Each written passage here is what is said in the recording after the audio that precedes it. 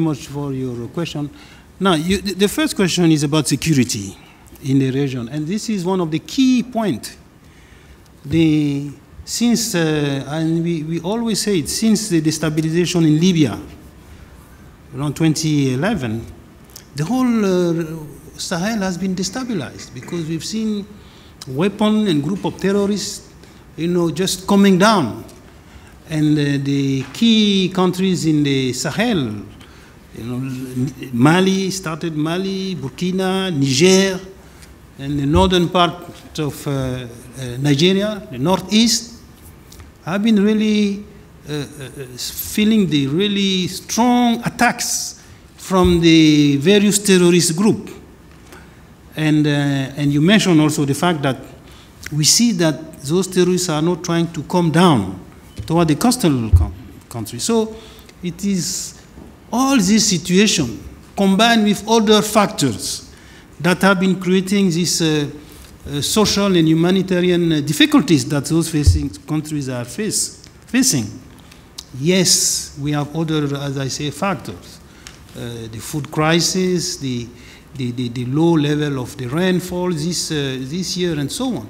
But the insecurity due to terrorist activities have been a destabilizing factor in our region, and this is also what has led to all those political instability, has contributed to this instability in the political sphere.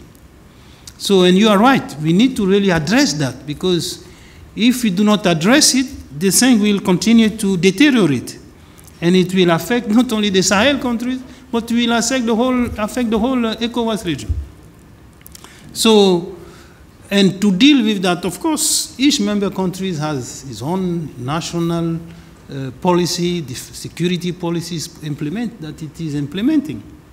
But it's not enough. We need, on top of those national response, we have to have a regional response.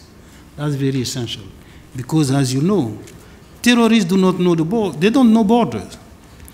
You heard recently what has happened in the border of Togo, with the terrorist attack that led to, unfortunately, sadly, to some deaths and wounded.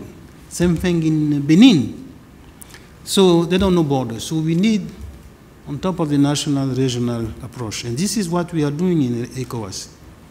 We have a regional program, what we call our regional action plan to fight terrorism, approved since 2019 by the head of state, and which is focusing essentially on four main activities. First, training to support member countries, intelligence, because to fight terrorism is not necessary with tanks.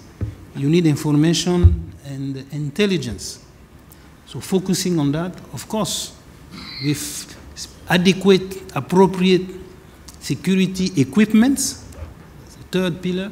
And also we have a civilian pillar, because to address the security and the terrorist activities, you need to really provide in the area where they are operating, you need to give the population basic support, jobs, infrastructure, for them to be able to have activities, education, health, so that they do not fall into the trap that the terrorists are using to indict them to come and become also terrorists. So this is what we are doing. We have also, of course, as you know, there is the Accra initiative, which is also a security initiative that has been, that is in place and that is also working, particularly focusing on cooperation in transboundary security among the various members of the Accra initiative. So we are having a very active reaction to the security. Our role is to complement, to support what is being done at the national level, and also to bring this extra layer, that means the regional approach, which is critical to the fight. If you want, for example, you need to be able to have agreement between countries to share information between one country to the other, so that you have a better grip on what is happening. You need also to look at the possibility, for example, to sometime to cross the border, to follow when you are having an operation. So you need a type of agreement between member countries to really have a much more robust, much more effective fight against the terrorist activities in our region. The second question you're asking about Guinea, to have Guinea focus on the restoration of constitutional order. This is what we have been doing. The coup occurred in Guinea September 5th, 2021. You remember? But we are in June 2022. We have not implemented sanctions. We are still in the process of discussing with Guinea, trying to convince them to have a timetable that is shorter so that we can move quickly to a constitutional and civilian regime. So ECOWAS is not about implementing sanctions. That's a wrong perception. Since the coup in September 5th, 2021, we are not implementing sanctions. Again, today I told you in a briefing, we were supposed to implement the sanction on the 25th of April on Guinea. But when they made the request asking for more time, we accepted it. Because we always want to give a chance to dialogue and discussion, to convince them that it is the interest of the country, the citizen, the people, to have the right to choose their leader through a civilian regime. Civilian regime have always been much more effective, much better performance than a military regime. And the military regime, as I said, it's not something new for us, you know. In the 70s, in the 60s, we had plenty of them. All our countries in ECOWAS have known military regime, except two, Senegal and Cape Verde. But if today all the countries have moved away, it's because the military regime is not the solution.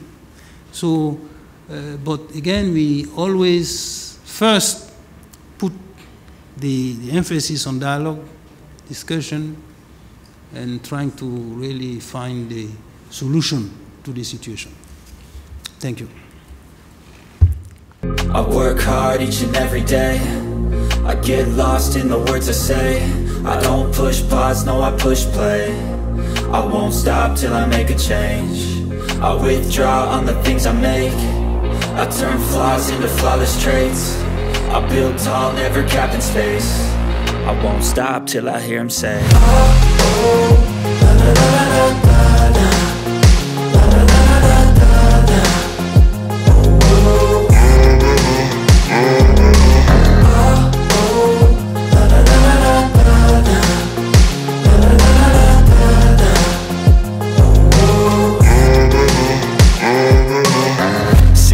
Man, I'm up again. I got tired eyes, need a cup of blend. That's right, in the AM, that's my only friend. No light, just the sun coming up on the horizon. I lose track of time, yeah, I move fast and climb a new class divine, yeah, true passion shines. And I'm through passing time, I choose stacking dimes. You snooze half the time while I move passing by. I work hard each and every day. I get lost in the words I say. I don't push pause, no, I push play. I won't stop till I make a change.